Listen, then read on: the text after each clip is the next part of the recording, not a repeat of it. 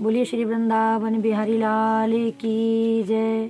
श्रीमद् भागवत महापुराण की जय। मैं कृष्ण प्रिया उपाध्याय श्री धाम वृंदावन से इस समय यहाँ आगरा क्षेत्र में श्रीमद् भागवत कथा चल रही है श्री बावलपुर समाज संकीर्तन मंडल में। आज कथा का षष्ठम दिवस है। श्रीमद् भागवत जी का जो प्रारंभ है, जो पहला श्लोक है, जन्माधस्य यतोऽन्वयाद् तर्तश्चार्थेशभिज्ञ स्वराट् तेने ब्रह्म हृदय आदि कवये मुह्यन्ति यत् सूर्यः तेजो वारि मृदाम यथा विनिमयो यत्र त्रिसर्गो मृषा धामना स्वेन सदा निरस्तकुहकं सत्यम परम धीमहि। यहाँ से भागवत जी का प्रारंभ होता है। तो सबसे पहले भागवत जी में सत्य का ही वंदन किया गया। सत्य को ही सबसे पहले जो यहाँ से भागवत जी का प्रारंभ हुआ, तो महर्षि वेदव्यास जी ने सत्य की ही वंदना क्यों की?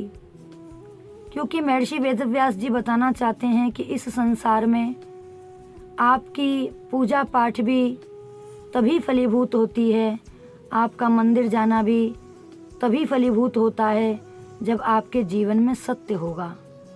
और आज इस कलयुग में कोई व्यक्ति सत्य नहीं बोलता, सत्य के मार्ग पर नहीं चलता। यही समझाने के लिए सबसे पहले महर्षि वेदव्यास जी ने यहीं से भागवत जी का प्रारंभ किया। उसके बाद में बड़ी सुंदर कथा आती है भागवत जी में कि शुकदेव जी कहते हैं, परीक्षित, व्यक्ति को श्वास श्वास पर कृष्ण भज वृथा श्वास जन खोए ना जाने या श्वास को आवन होए ना होए। सबसे जो जरूरी काम है, हम अपने घर गृहस्थी के कामों को भी करें, व्यापार भी देखें, ये हमारा धर्म है। लेकिन उसके साथ साथ हमको अपने धर्म की रक्षा करना भी बहुत आवश्यक है। धर्मो रक्षति रक्षतः। जो व्यक्ति अपने धर्म की रक्षा करता है, धर्म सदैव उनकी रक्षा करता है। धर्म के मार्ग पर हमको चलते रहना चाहिए। जगह जगह पर श्रीमद् भागवत कथा का जो प्रवचन होता है, वो इसीलिए होता है कि हर व्यक्ति अपने धर्म से, अपने राष्ट्र से जुड़ा रहे और भक्ति के पथ पर चलता रहे। एक बड़ी सुंदर कथा आती है श्रीमद् भागवत जी में कि जड़ भरत जी महाराज की। इसमें वर्णन आता है कि अंतमति सो गति। मरते समय व्यक्ति जैसा सोचेगा, जिस चीज का चिंतन करेगा, उसको उसी योनि में जाना पड़ता है। इसके प्रमाण है श्री भरत जी महाराज। भरत जी महाराज ने मन में संकल्प किया कि मैं घर को त्याग करके और परम पावनी नदी के किनारे जाकर के भगवान का भजन करूंगा। प्रतिदिन इतना भजन करते हैं भगवान का कि 24 घंटे में से 20 घंटे भरत जी भजन करते हैं और केवल 4 घंटे सोते हैं। भजन करते करते एक बार क्या हुआ कि नदी में खड़े होकर के भजन कर रहे थे और उन्होंने देखा कि एक गर्भवती हिरणी उस नदी पर पानी पीने के लिए आई।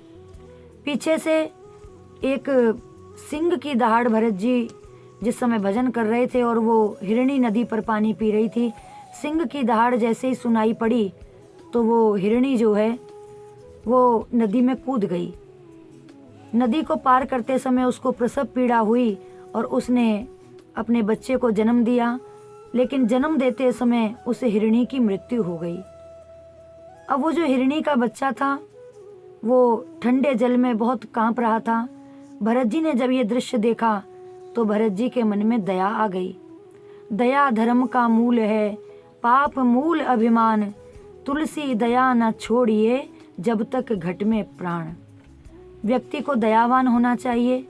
ये सबसे बड़ा परमात्मा की भक्ति का लक्षण है। भरत जी ने अपनी माला को उस समय छोड़कर उस हिरणी के बच्चे को जल से बाहर निकाला। कहीं से कुछ पत्तियां वगैरह इकट्ठी करके, घास फूस इकट्ठी करके अग्नि जलाई और दूर से उस बच्चे को तपाया तो वो बच्चा स्वस्थ हो गया। शुकदेव जी कहते हैं, परीक्षित, भरत जी ने ये तो बहुत अच्छा काम किया, ये तो पुण्य का काम किया, लेकिन भरत जी को क्या करना चाहिए था? भरत जी को कुछ दिन के बाद उस हिरणी के बच्चे को हिरणों के झुंड में छोड़ देना चाहिए था, लेकिन भरत जी का मन अब भजन को छोड़ करके उस हिरणी के बच्चे के साथ ऐसा लगा, ऐसा मोह फंस गया कि भरत जी महाराज सारा भजन पूजा पाठ सब कुछ भूलकर अब 24 घंटे उस हिरणी के बच्चे का चिंतन करने लगे। धीरे धीरे समय व्यतीत हुआ। भरत जी महाराज की मृत्यु का समय निकट आया, तो उस समय उन्होंने चिंतन किसका किया? उन्होंने चिंतन किया उस हिरणी के बच्चे का कि मेरे मरने के बाद उस हिरणी के बच्चे का क्या होगा, इसको कौन हरी हरी घास खिलाएगा, कौन इसकी देखभाल करेगा। और उस हिरणी के बच्चे का चिंतन करते करते भरत जी महाराज ने अपने प्राणों का त्याग कर दिया। तो जैसा कि अभी मैंने बताया था कि अंतमति सो गति, अंतिम समय पर व्यक्ति जिस चीज का चिंतन करता है उसको उसी योनि में जाना पड़ता है। तो ये भरत जी महाराज, इन्होंने हिरणी के गर्भ से जन्म लिया और ये हिरण की योनि में चले गए, लेकिन पूर्व जन्म में इतना भजन किया, उसके प्रताप से इनको पूर्व जन्म की पूरी बात याद थी। तो अब जब हिरण बने तो अब ये हिरणों के झुंड में नहीं रहते हैं, अकेले जंगल में बैठकर भगवान का भजन करते हैं। एक दिन जंगल में आग लग गई, सभी हिरण जब दौड़ने लगे तो ये भरत जी जो आज हिरण के रूप में हैं, ये वहीं पर बैठे रहे और मन में ऐसी ग्लानि हुई कि मैं इस शरीर का त्याग करना चाहता हूँ, अब मैं इस हिरण रूपी शरीर को नहीं रखना चाहता। तो उस समय जब पूरे जंगल में आग लग गई तो भरत जी जो हिरण के रूप में हैं, बैठे बैठे भगवान का भजन कर रहे हैं और परमात्मा का चिंतन करते करते इन्होंने अपने शरीर को त्याग दिया। तो वही हिरण रूपी भरत जी जब मनुष्य के शरीर में थे, मनुष्य की योनि में थे, तब इन्होंने हिरणी के बच्चे का ध्यान करते करते अपने शरीर को त्यागा, तो इनको हिरण की योनि में जाना पड़ा। और आज हिरण की योनि में होते हुए अंतिम समय पे भगवान का चिंतन किया, तो एक ब्राह्मण के घर में आंग्रिस नाम के पंडित जी के घर में ये भरत जी का तीसरा जन्म हुआ। कहने का तात्पर्य ये है कि व्यक्ति को हर समय भगवान का भजन करना चाहिए, हर समय चिंतन करना चाहिए। तो जब आंग्रिस ऋषि के यहाँ इनका जन्म हुआ तो ये भरत जी भगवान के इतने बड़े भक्त हुए। कहते हैं, चाह गई चिंता नसी, मनवा बेपरवाह, जाकू कछु न चाहिए वो ही शाहनशाह। इतनी भगवान की भक्ति की, इतनी भक्ति की भगवान की कि अंत में इनका मिलन सिंधु देश के राजा रहुगण से हुआ और रहुगण को ऐसा भक्ति का, आत्मा और परमात्मा का इन्होंने उपदेश दिया कि उस रहुगण का ऐसा मन भक्ति में लगा, ऐसा मन उस रहुगण का भगवान की भक्ति में ऐसा वो रहुगण रम गया कि अंत में वो रहुगण भवसागर से पार होकर के भगवान के धाम को गया। भरत जी ने रहुगण को एक बात और बताई थी। बोले, रहुगण, कभी भी किसी मंदिर में जाओ, कथा में जाओ, देवालय में जाओ, गुरु के द्वार पर जाओ, तो व्यक्ति को दो चीजें हमेशा बाहर छोड़ कर के जानी चाहिए। क्या? बोले, एक अपना अहंकार और दूसरा अपने जूते और चप्पल। ये कभी भी किसी भी मंदिर में, गुरु के द्वार पर ये दो चीजें कभी भी अंदर लेकर के नहीं जाना चाहिए। कहने का तात्पर्य ये है कि इस कथा से हमको ये शिक्षा मिलती है कि हमको हर समय जो हमारा कर्म है वो तो हमको करना ही चाहिए, लेकिन श्वास श्वास पर हमको परमात्मा का भजन करना चाहिए, परमात्मा का जप करना चाहिए। रामचरितमानस में भी गोस्वामी तुलसीदास जी ने कहा है, कर से कर्म करो विदिनाना, मन राखूं जा कृपा निधाना। हर समय अपने काम को करते रहिए, लेकिन अपने मन में भगवान का चिंतन करते रहिए, अपने मन में भगवान का जप करते रहिए। इससे क्या होगा?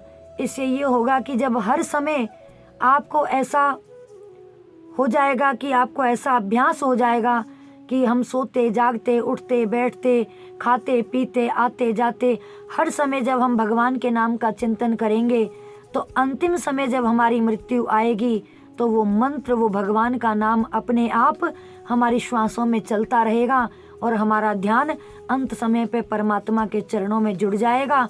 और अंत में जब हम परमात्मा का चिंतन करेंगे तो हम भवसागर से पार हो जाएंगे, मोक्ष की प्राप्ति होगी और भगवान के धाम को जाएंगे। यही सिखाता है हमें श्रीमद् भागवत ग्रंथ। श्रीमद् भागवत ग्रंथ में आया है, श्रीमद् भागवतम शास्त्रम मुक्ति दानेन गर्जति। ऐसा कोई भी ग्रंथ नहीं है जिसमें स्पष्ट रूप से ये लिखा हो कि तुम मेरी शरण में आओ, मैं तुमको मुक्ति प्रदान करूंगा।